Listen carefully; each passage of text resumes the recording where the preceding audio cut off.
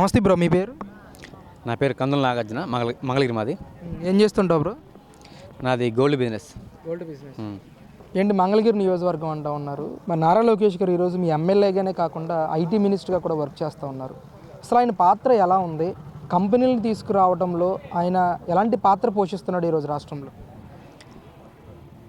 రాష్ట్రం మరి అధోగతిగా వెళ్ళిపోయిన టైంలో తెలుగుదేశం పార్టీ అధికారంలోకి రాగానే రాష్ట్రాన్ని మరి రూపురేఖలో మార్చే విధంగా నారా లోకేష్ గారు ప్రత్యేకమైన శ్రద్ధ తీసుకొని రాష్ట్రంలో అనేక పెట్టుబడులు తీసుకొని, అలాగే రెన్యూ కంపెనీ అనేది గత ప్రభుత్వంలో వైసీపీ ప్రభుత్వంలో 22,000 కోట్ల రూపాయలు పెట్టుబడి మరి పెడతానికి వచ్చిన వాళ్ళు వైసీపీ వాళ్ళు ఇబ్బంది పెడతంతో అది వెనక్కి వెళ్ళిపోయింది, పరారైపోయింది కంపెనీ.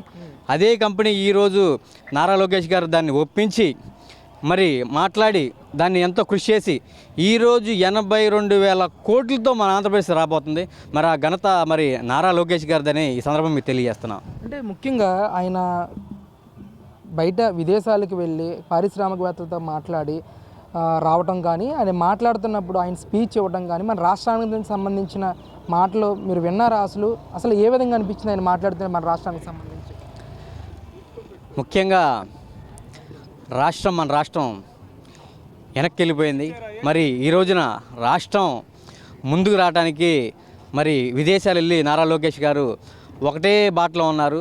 మన నెలకు వచ్చేసి ఒకసారి 2 సార్లు వెళ్ళి మన రాష్ట్రానికి కంపెనీలు ఏం తేవాలి, యువతకి ఉద్యోగాలు ఎలా కల్పించాలి, రాష్ట్రంలో అనేక పెట్టుబడులు ఎలా రావాలి అని ఆయన ప్రత్యేక శ్రద్ధ తీసుకొని మరి రాష్ట్రాన్ని ముందుకు తీసుకెళ్తా ఉన్నారు.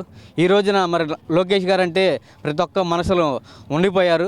మరి యువతకి ఉద్యోగాలు కానివ్వండి, ఇప్పుడు కంపెనీలు కానివ్వండి, ఎన్నో రకాలుగా కష్టపడుతున్నారు మన కూటమి ప్రభుత్వం. అంటే ముఖ్యంగా వైజాగ్లో రేపు ఎల్లుండ జరగబోయే CII సమ్మిట్ గురించి మీరేం చెప్తారు? నిజంగా పెట్టుబడులు ఖచ్చితంగా మన రాష్ట్రానికి వచ్చే అవకాశం ఉంటుందంటారా ఈ సమ్మిట్ వల్ల?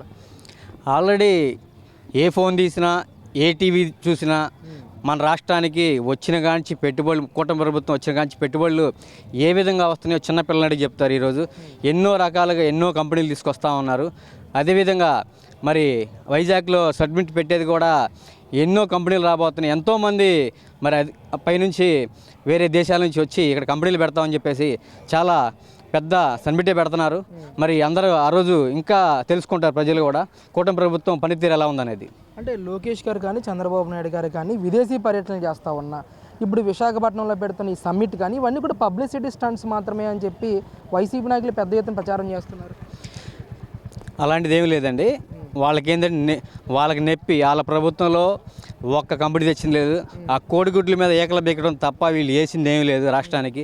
మరి ఈరోజు ఎన్నో కంపెనీల గురించి మరి కుటుంబ ప్రభుత్వం చేస్తున్నారు. ఎన్నో కంపెనీలు రాబోతున్నాయి. సంవత్సరం లోపు ఒక 2 సంవత్సరాల కల్లా మొత్తం రాష్ట్రం మొత్తం మారిపోయి దిశ మామూలుగా ఉండదు. గూగుల్ కూడా ఆల్రెడీ దేశంలో ఎక్కడ గూగుల్ కంపెనీ కూడా వైజాగ్ రావడం అనేది మనకి చాలా అదృష్టం.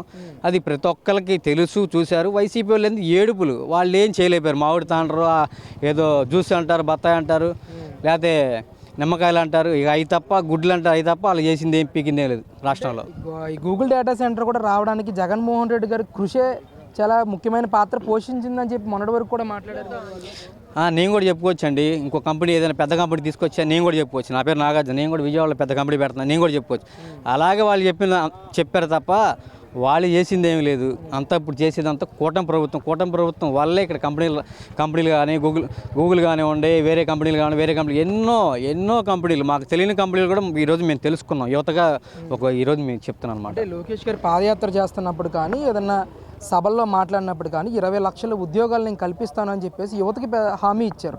ఆ హామీ అమలు చేసే దిశగా ఆయన పాలన ఉందా? ఒక యువకుడిగా మీరేం చెప్తారు? 100% ఉంది. 100% 1000% ఉంది. చూస్తున్నారు, ప్రజలందరూ చూస్తున్నారు. గత ప్రభుత్వం ఎలా చేసిందో ఇప్పుడు కూటమి ప్రభుత్వం వచ్చాక లోకేష్ గారు ఏం చెప్తున్నారు, ఎలా చేస్తున్నారు, ప్రజలందరూ చూస్తున్నారు. కంపెనీలకు చాలా కృషి చేస్తున్నారు. కంపెనీలు వస్తున్నాయి, చాలా రాబోతున్నాయి కూడా.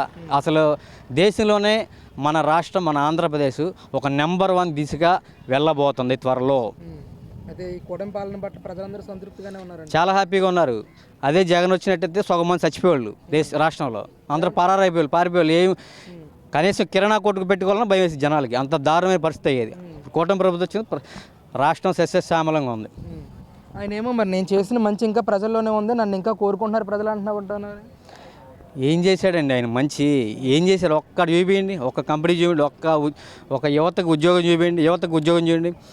మళ్ళీ ఇప్పుడు ఉద్యోగాలు అన్నారు, ఎవరికి ఇచ్చారు ఉద్యోగాలు? ఎవరికి ఏది చేయలేదు. అందుకనే జనాలు తెలుసుకొనే వాళ్ళకి 11 సీట్లు ఇచ్చింది, ఎవరికనే కాదు. వాళ్ళు ఏం చేయలేదు కాబట్టి వాళ్ళకి 11 సీట్లే వాళ్ళకి ఇచ్చింది.